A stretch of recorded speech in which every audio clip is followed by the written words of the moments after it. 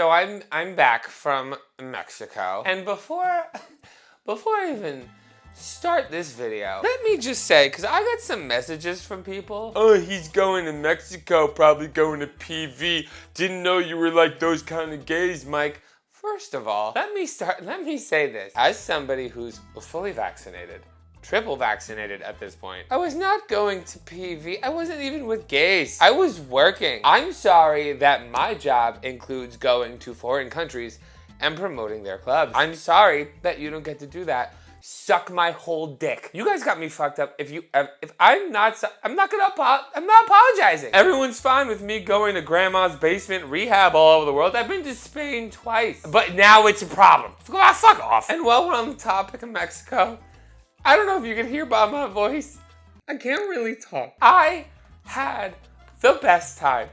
I had so much fun. And guys, I needed it. I was so happy to have the opportunity to go work and promote the beach clubs in Tulum. It was a break I definitely needed, but also ended in the most MikeMGTV way possible. And before we even talk, I need to tell you the story. I was supposed to come home days ago.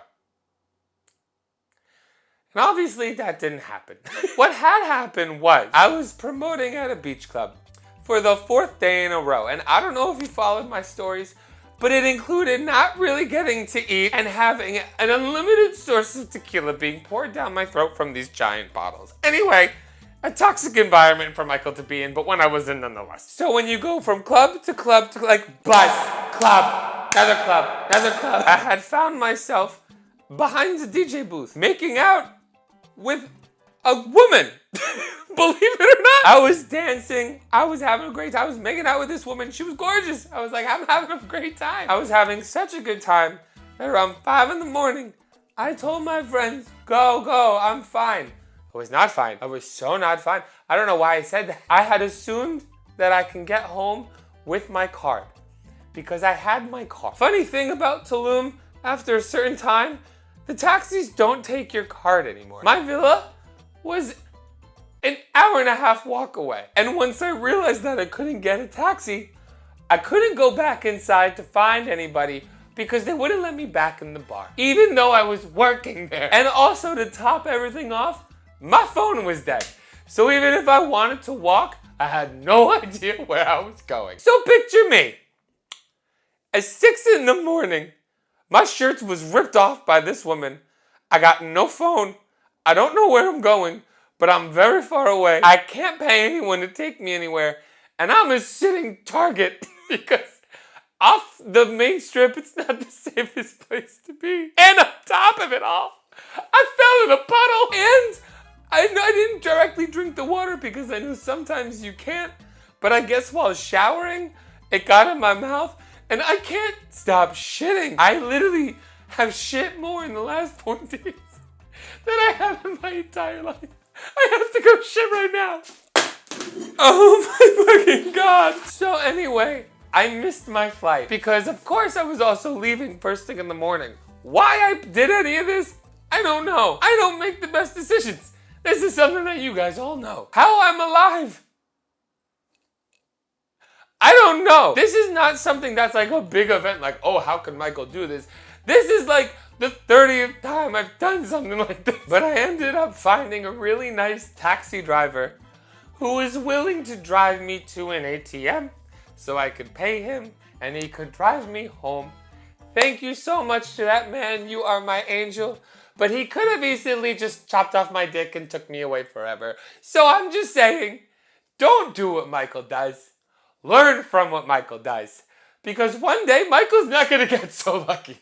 Until then, though, what's up, everybody? Welcome back to another episode of MikeMGTV. I'm a globally disgraced bartender and a fucking idiot. And today, I'm going to give my body a break from alcohol because I can't really talk. And I'm so tired. So we're just going to do a fucking Q&A. Because if there's anybody whose opinions need to be shared and taken seriously, it's me. Let's go. Where's my fucking phone? Why promote poor... Why... Come on. Hold on. I'm going to try to really speak. I need to like enunciate. Why promote poor life choices like recreational drinking?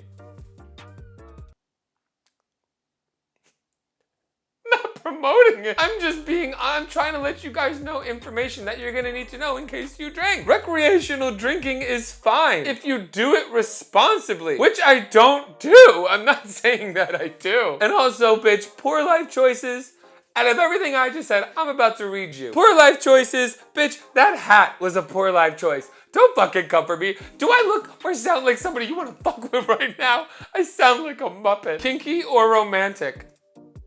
Romantic. I would love to find like romance in my life at some point. I'm working on it. I'm a work in progress. We all know. And as somebody who's already had a lot of sex and done all like the fun kinky things that I like, it doesn't really do anything for me anymore. Meaningless sex, not really my thing. What really gets me off now is like a genuine connection with somebody. That's what I really like. The kind of sex that deepens your emotion with somebody, that really is what like feels good. Unlike a deeper connection than just getting to the G-spot, you know? What is something you do for self-care? Oh, Jesus Christ. Baby wipes. Baby wipes. Because when I'm shitting 30 times a day, I need to take care of my asshole. But in all honesty, this is gonna be such an annoying video to listen to. Something I do for self-care is say no to things. What I mean by that is, as you guys can tell, I have a very fast-paced, chaotic life. What I've taught myself to do in order to take care of myself physically and mentally is say no to things. Stay home. It's okay to stay home and relax. I take days off, days to myself, days to not work, days to not feel like you have to go out and network and party and do all this crazy New York, LA lifestyle shit. Sometimes I just want to stay home and turn it off. And it is the most beneficial thing that you can do. Honestly, I highly recommend just sometimes turning off your phone, watching some good TV, eating some good food, and going to bed early. If you could have a celebrity liquor, what is it and what flavor? Well, if I were to do a liquor, like if I were to have my own liquor, I think it would only make sense for it to be a tequila. Like that would be a great dream of mine to one day have my own brand of tequila. It would have to be smooth. And it would have to be not too sweet, but like a little, like flavored sweetness. Like with like a hint of vanilla. If they were to be flavored, I guess it would have to be like in the citrus realm or like a strawberry. Are there flavored tequilas? Like, is there strawberry tequila? I don't even know. If there is, no one likes it or has it, so maybe that's not a really good idea. But let me know what you think in the comments. What are your top 3 kinks? They're all romantic because sex doesn't really do it for me anymore. You know what's a huge kink of mine? If I can get a text back, someone who can make me laugh. Somebody who actually wants to talk and get to know me and not just hook up or do something like that. Like that's a huge kink of mine. You want to know how to turn me on? Like what really turns me on? Act like you actually want to get to know me, not just do physical stuff. And I try the dating apps. It says in my profile, please dates over hookups. And someone will say hi and I will respond, hi, how are you? What are you doing this evening? And then they just respond with a picture of their butthole and I don't know where to go from there. I'm seeing my ex for the first time in 2 years. Do I go for a revenge body? Here's my advice to you, at least from my perspective. When someone's my ex, that's it. When you're my ex, it did not work. And if it didn't work, that means it's not gonna work again. So I don't care who ends up becoming the hot one and who ends up not. Because for me, it doesn't fucking matter. We're never getting back together again. Being the hot one doesn't mean that you win. You know how you win? By moving on and focusing on your own life. I don't care if my ex got super hot. I don't care if I got super out of shape or I did something to myself that made myself super unattractive. They could never have me again. So that's a win. Instead of trying to become better than your ex or make your ex jealous, focus instead on making yourself better and loving yourself more. That's how you win. Have you ever been to a rave? Not a circuit party. Yes! Of course I have. I think I was at one in Mexico. And obviously, as we can see, it's not a place. You know what? It is a place I thrive. I thrive a little too well. That's why you should not be there. Biggest non-bartending pet peeves. Inconsistency. People that lie. I hate liars. I hate liars more than anything else in this world. If you lie to me, that's it. You're never gonna get my trust back because I'm a very trusting person, but I don't care if we're dating or you're my friend or anything. If you lie to me, I might forgive you, but I'll never trust you again. And the third thing, people who are always late. And I'm not talking like 15 minutes late. I'm talking like hours late without letting you know they're gonna be late. We all got shit going on. We all got places to be and people to see. But you know what you still have, or can at least try to have, is respect. If you're gonna be late somewhere, let the person know. It takes 2 seconds to send a text or make a phone call. Because you can bet your ass, if you're late and you don't give anybody a warning, after a while, they're gonna stop inviting you. I'm gonna be like, you don't respect me, I'm not even gonna invite you, bye. How do you get over severe depression? Well, I think the first step is realizing that you have it. I know people that are depressed and they don't even know. That's the thing. I've been severely depressed and you don't even know you're depressed until you've been depressed for a while. There have been times where I just eat junk food and I stay in bed and I can't move and I have no enthusiasm or drive to even get out of bed. And I will do that for weeks, and then one day I'll sit up and go, oh my God, this is depression. And in the past, I've turned to some pretty bad things in order to feel better about myself, whether that be substances or abusing alcohol or, you know, even hooking up with people to try to feel better about yourself. That's something that I think is really common. I think all those things are something that most people turn to, but the best thing to do to get over something like depression is take some time for yourself and focus on you. If you're depressed, it is okay to be selfish. And by that, I mean it is completely okay to focus on your happiness and how to get there. Whether that's learning how to be okay with yourself by being alone, exercise and eating healthy definitely helps build your mood up. Finding a hobby or work that you can dive headfirst into. You gotta find something to give your life meaning, and even if you can't find that, sometimes you just have to learn to love yourself. You can give yourself meaning. Are you single? I gotta shit again. What was your biggest fear about moving to California? Failing. I have an overwhelming fear of failing. And coming out to California, I didn't know nobody. I didn't have a place to live. I didn't have a job. Nobody wanted me to come. Everybody told me I was so stupid because I had a job in business in Manhattan and I was gonna leave that to pursue a dream. And I was so afraid that I was gonna fail, fall flat on my face, and have to go home with my tail between my legs. And to be honest, there's nothing wrong with that. You know what people should be afraid of? Not even trying in the first place. I feel like not even trying, that's what really failing is. Going out and giving something your best shot, even if it didn't work, at least you had the balls to try. Luckily for me though, I did not fail. How do you deal with a delusional micromanaging boss who's less knowledgeable and makes work hard? Oh bitch, I quit.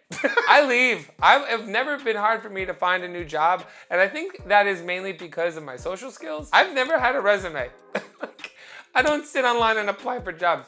I go out, I network, I meet people, they like me, they give me a job. That's how I work. That's just what worked for me. It's always been so easy for me to find a job, whether it be in business or production or modeling or entertainment or TV or all this. Like, it just works. And I think that's because my birth time is 11/11. Maybe I'm just a lucky ass bitch. It's so easy for me to get work that I actually created my own job. I don't work for any, I just do this.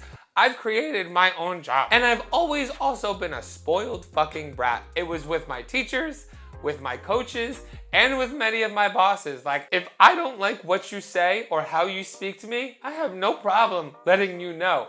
Obviously, that is why I have been things like fired so much. But I'm not afraid to speak my mind, and I'm not afraid to quit a job if it is not for me, or leave a situation if it is not for me, because I'm also fine with taking accountability and dealing with the repercussions of those actions. Do you miss making heart-to-heart videos? I don't think I necessarily stopped making heart-to-heart videos. I think I stopped making dedicated videos about my depression and my sexual exploitation and being so sad because I got happier. I'm pretty happy now. Like, don't get me wrong, I'm still going through some shit, but I find a way to just tell you guys in my normal, natural videos instead of having to talk about it for a full 30 minutes. So I wouldn't say that they're necessarily gone. They will probably be coming back because you never know how I'm gonna spiral. But I think for right now, I'm doing really okay. Yeah, I may be single, but I'm learning to love myself. My career is going really good. I love my friends and family. I got nothing to complain or bitch about. really happy. But if I ever feel like I need to vent, you guys will be the first ones I come to.